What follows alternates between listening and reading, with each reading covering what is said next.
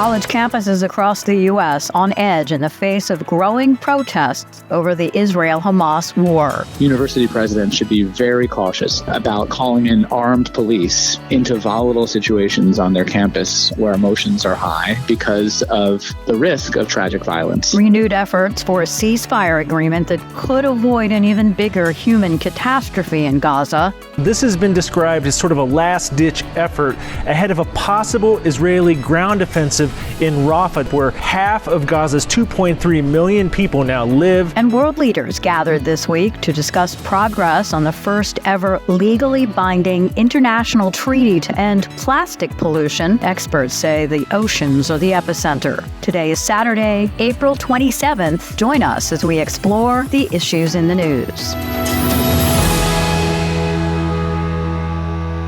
Hi there, I'm Lori London in Washington.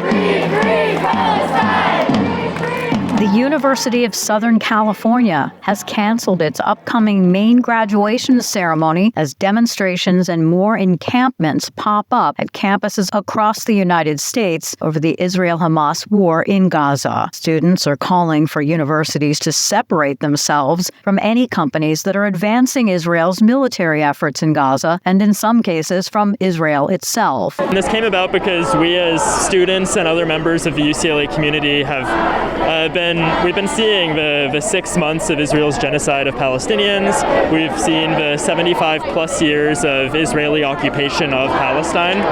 And we came together to make demands on the university. In Washington, VOA caught up with a Jewish student who came to show her support for the pro-Palestinian movement at a demonstration at George Washington University. I'm a Jewish student myself, but I've been really deeply saddened to see what's been going on to the innocent Palestinians for not even months now, but for decades and decades. It's just always been something that I'm really passionate about, but it's gotten to the point where we cannot sit any longer and be complicit with what the Palestinian government, the Israeli government is doing to Palestinians. We can't be complicit in our school giving money to organizations that are supporting these horrible endeavors. And it's just gotten to the point where I feel like every student needs to really use their voice and stand up. Still, some Jewish students say the protests have veered into anti-Semitism and made them afraid to set foot on campus. There can be valid criticism of Israel. At the same time, you want to make sure what you're saying specifically is not offensive and hurtful to Jewish students. According to a Reuters tally, nearly 550 arrests have been made in the last week across major U.S. universities in relation to the protests over Gaza during a pro-Palestinian demonstration at Emory University, Atlanta, Georgia on Thursday. Eyewitness video showed a detainee being tased by law enforcement officers. University authorities have said the demonstrations are often unauthorized and have called on police to clear them. Joining us now for some perspective is Henry Sears, who is a co-president of J Street at Columbia University, part of a student-driven network of pro-Israel, pro-Palestine, pro-peace activists organizing on campuses. What can you tell us about the current situation on the ground there? What's the mood? The mood has gotten a lot calmer now than it was a couple of days ago with the protests. Progress was made between Columbia University, Apartheid Divest, the organizers of the encampment, and the administration, where they agreed to make sure that non-students left the encampment and to try to tone down the rhetoric from the outside protesters and prevent discriminatory and harassing language. So, we have seen alarming things come out of the protest, but I am hopeful that them working with the admin will mean that it becomes a safer spot for Jewish students. What do you mean by alarming? There was a viral video where protesters, it's unclear if they were students because they were outside the gates, but protesters that were from an organization that was invited by CUAD were screaming at students, we want 10,000 more October 7th to happen, or go back to Poland, go back to Belarus.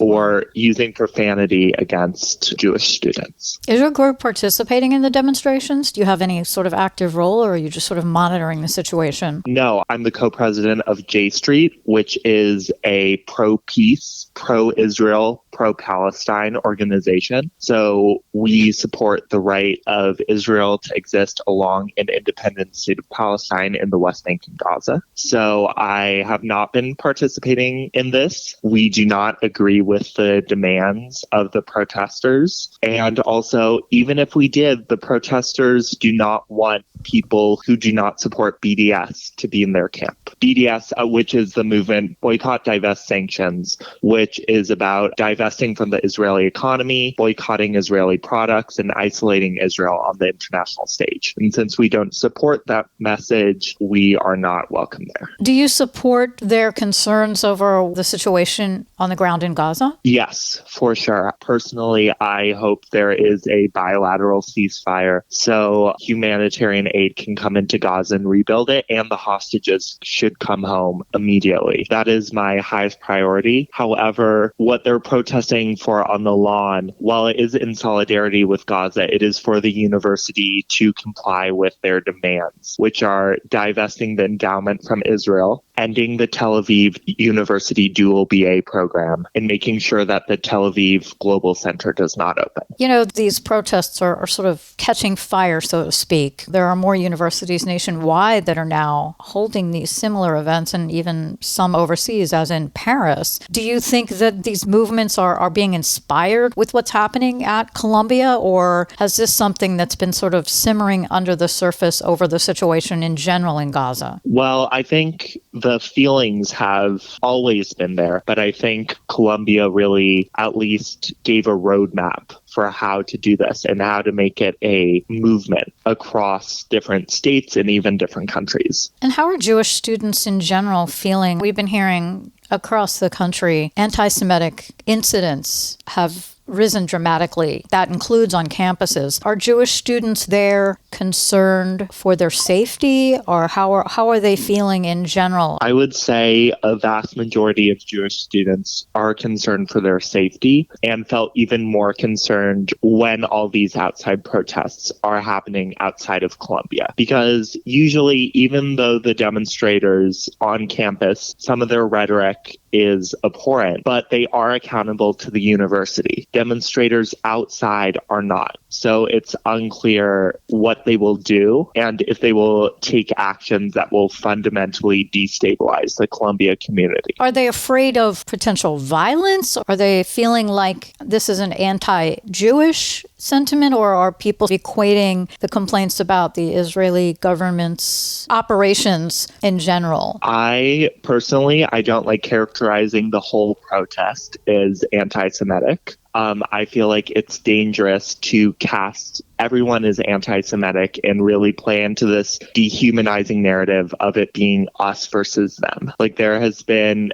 exponentially more harassment directed towards Jewish students as well as pro-Palestinian students and Muslim students since this encampment started, and even going back since October 7th. I would like to add just that to my point earlier about the dehumanization. This rhetoric has also been directed at pro-Palestinian students. For example, many of my friends who I went to school with for 4 years. I lived with one of them my sophomore year, and they got their keffiyehs ripped off at our school gala and called terrorists or sluts and whores, which is completely unacceptable. And I think goes to show how this dangerous binary of our side versus their side just perpetuates more hatred in an environment where we can't talk to each other. Thank you very much. I really appreciate your taking the time. Of course. Henry Sears is a co-president of the student organization J Street at Columbia University. The complex and emotionally charged issues related to the war in Gaza have left leadership at these academic institutions struggling to find a delicate balance when it comes to supporting free speech while ensuring students feel safe. Ben Wisner, an attorney with the American Civil Liberties Union, is with us now to discuss how it has all played out. The universities are in a bit of a conundrum to uphold obligations to free speech, a beacon of what campuses, particularly Columbia University, have been known for, but also protecting students. Well, I think that's exactly right. The universities have two obligations here. The first is to be forums where people can express political views, even controversial views, even views that may be deeply offensive to other members of the community. The other is to protect members of the community from discriminatory harassment and conduct that makes it difficult or impossible for them to be students at that university. And this can be a tightrope that universities have to walk. And I think that so far, most of the universities have not been walking it very well. And they're responding to political pressure from members of Congress and other elected officials who are urging them to take steps to shut down what should be protected offensive speech and not only to step in to protect students from actual threats or intimidation or harassment. House Speaker Mike Johnson was just on the campus speaking to a group of Jewish students this week, calling for this to end, calling this not free speech, that it was anti-Semitism. Are officials conflating criticism of Israel with anti-Semitism? But at the same time, some Jewish students say they don't feel safe. Right. Well, I mean, let me also just say that from the standpoint of the First Amendment, we have to distinguish between private universities like Columbia that actually can have whatever speech rules they want, and public universities like, say, the University of Texas, where we've seen protests that are bound by the Constitution.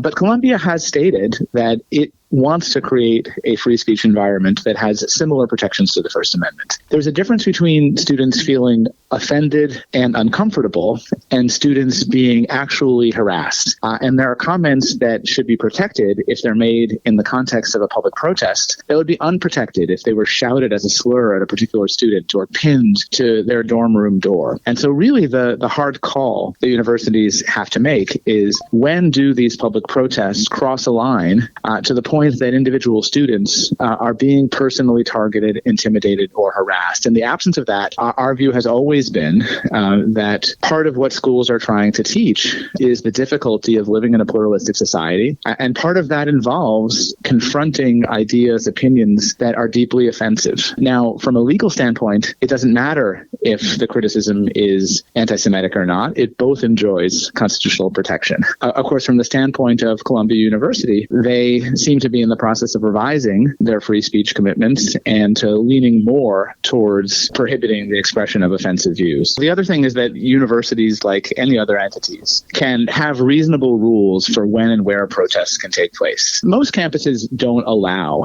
students to create encampments and to stay in one place for days or weeks or even months. And as long as those rules are neutral, not based on the views being expressed, and are enforced in a fair way, there's no free speech objection to a school prohibiting encampments. I think, though, that what you're seeing is schools that perhaps maybe allowed these kinds of encampments in the past are now cracking down on them, in part because of the viewpoints expressed. And I think that calling in the police, as some of these universities have been doing, should really be a last resort, because it's likely to escalate rather than calm down the tensions on campus. Right. We've seen dozens of protesters arrested at campuses, students facing charges of trespassing or even suspension. Right. And to be fair, some of those students, in the great tradition of civil disobedience, may choose to be arrested as a way of showing their moral commitment, as a way of calling more attention to their cause. It certainly has had that effect. I myself, when I was a college student, got arrested in anti-war protests, and I wasn't trying to avoid arrest. I was trying to call more attention to what we were doing. And so I think that's not a violation of free speech, as long as those rules, again, are being fairly applied. Nonetheless, I think university presidents should be very cautious about calling in armed police into volatile situations on their campus where emotions are high because of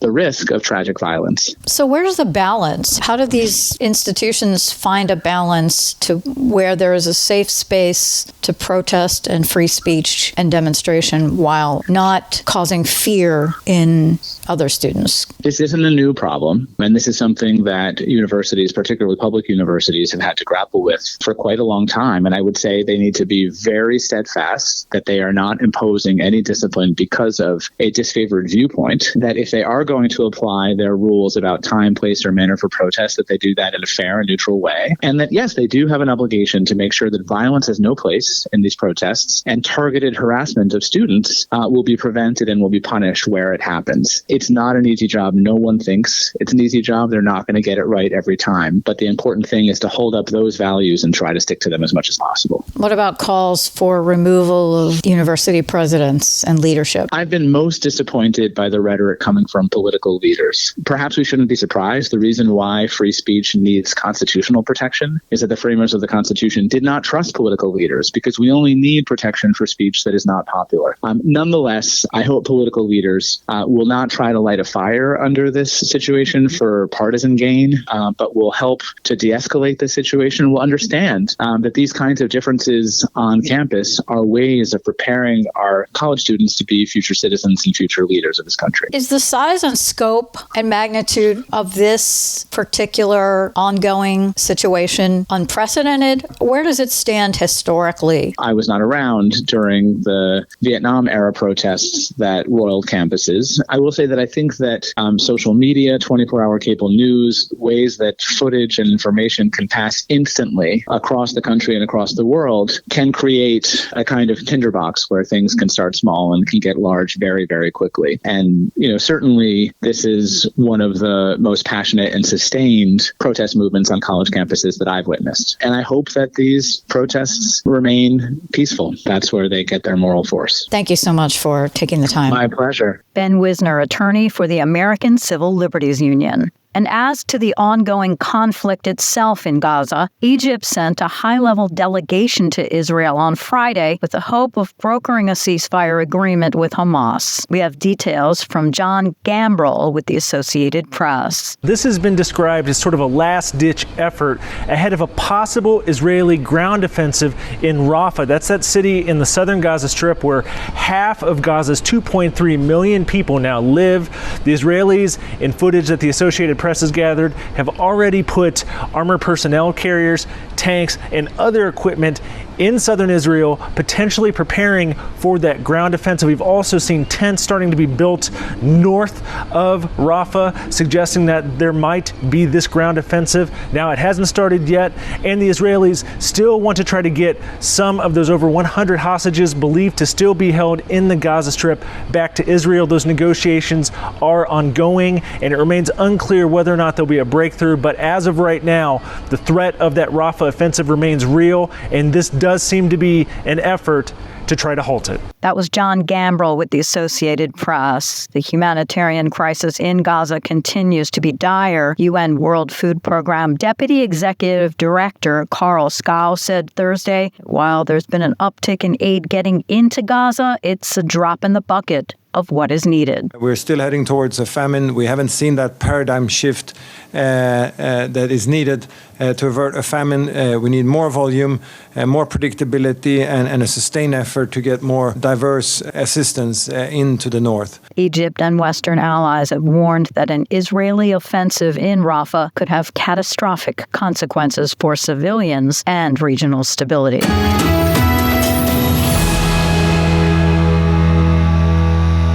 You're listening to Issues in the News. I'm Lori London. Well, this week marked the 54th annual Earth Day celebration. This year's theme was Plastic versus Planet. And coinciding with the occasion, thousands of negotiators and observers representing most of the world's nations were gathering in Canada to craft the first ever legally binding global treaty to end the rapidly escalating problem of plastic pollution, a critical element of the climate crisis. Plastic now, it's everywhere. It's in our fresh water. It's in rivers and lakes. I'm coming from Switzerland. We find microplastic and in every lake in the mountains and in the soil, in the air. Experts say the oceans are ground zero for plastic pollution. We're joined by Dr. Anya Brandon, Associate Director of U.S. Plastics Policy with the Ocean Conservancy, who's been attending the meetings. What's the status of the negotiations? And tell us a little bit about some of the central elements that are trying to be achieved with this treaty. So we are actually in the fourth round of negotiations out of a scheduled 5 total. So in theory, we're over halfway. And this round of negotiations is really the first time that we're seeing countries start to dig in and actually negotiate, which is pretty exciting. In terms of issues on the table, I mean, there's everything to cover still left on the table, from microplastics to what we're going to do to reduce the amount of plastics we make and use in the first place. So we are really just getting started here. This is an international treaty that's being kicked off through the UN Environment Program. So we have representatives from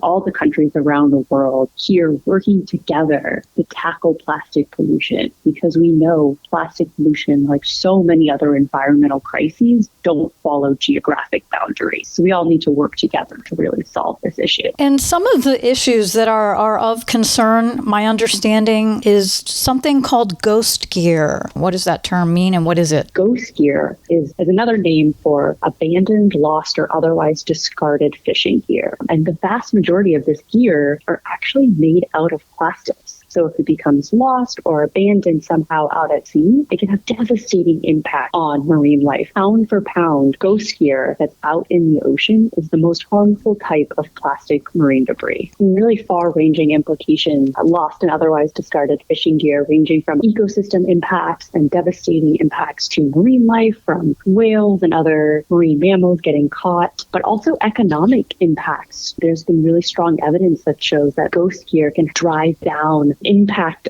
existing fisheries. So both, the economics of losing potential gear, but also other fishers out there getting their nets caught in ghost gear and things like that. It really has a large economic impact to the industry, as well as safety. If a boat gets caught in this abandoned gear itself, that can also have real human costs. Humans are also not immune from the problem. You mentioned microplastics, and we've been hearing a lot in recent years about microplastics literally being found in human beings, in even newborns. Also, a big part of the treaty. Microplastics are a huge threat. While we know that we see all the visible impacts from plastic bags and straws and water bottles out on our beach, that visible pollution is really just the tip of the iceberg, hiding far more devastating invisible impacts from things like microplastics, as well as toxic chemicals in the plastic, as well as greenhouse gas emissions from the entire life cycle of plastics, since we know that plastics are, after all, made out of fossil fuels. When it comes to microplastics, you're absolutely right. Scientists have found microplastics just about everywhere they've looked in the human body. And we know we are consuming microplastics through the food we eat, the water we drink, and the air we breathe. In fact, a colleague of mine at Ocean Conservancy published a paper recently, a study that found that on average, Americans may be consuming 3.8 million microplastics a year from proteins that we eat alone. Would you say it's from seafood, or is it more broad than that? It's far broader than just seafood, and that's specifically what they were trying to study. They tested everything from red meat to seafood to plant-based proteins, and they found microplastics in every single type of protein they tested. So this is much bigger than just food. And in terms of, how this issue is showing up in this international global plastics treaty, we've seen some really good language about reducing intentionally added microplastics. So those microplastics that are designed to be small in the first place, from microbeads in our face wash to things like glitter. But we know that the vast majority of microplastics out in the environment are from secondary microplastics. So those microplastics that degrade off of larger plastic items. And we'd love to see more action in the treaty to address those types of microplastics. A legally binding obligation by all countries to take action to end plastic pollution. And what that looks like is still being negotiated. So we really need to get away from the idea of single use, eliminate unnecessary packaging and plastic, as well as better manage the plastics that we do end up needing, and being able to actually require them to be recycled recyclable in the first place. Right. There's just plastic in places we don't even realize that we're, just something you purchase and then you open the box and it's wrapped in more plastic. Absolutely. It is truly monumental. Single-use plastics are what we are pushing to address first, because single-use plastics represent about 40% of all plastics that we're making every single year. 40% of all the plastics we're making are designed to just be used once before being thrown away. When is the final negotiation process expected to be complete? As currently scheduled, we should have a 5th round of negotiations at the end of November in Busan, South Korea, followed by another meeting early next year just to sign the international legally binding instrument or treaty into effect. That is an incredibly rapid timeline that I think speaks to the urgency of this crisis. And we hope that countries are willing to roll up their sleeves and get to work to make sure we can keep it to that timeline. All right. Well, thank you so much for taking the time to talk about this important issue with us. Thanks for having me. Dr. Anya Brandon, Associate Director of U.S. Plastics Policy with the Ocean Conservancy. And that's all the time we have this week. On behalf of all of us here at VOA, thank you very much for listening. For more news throughout the week, visit us anytime at voanews.com. Join us next week for more issues in the news. Until then, I'm Lori London.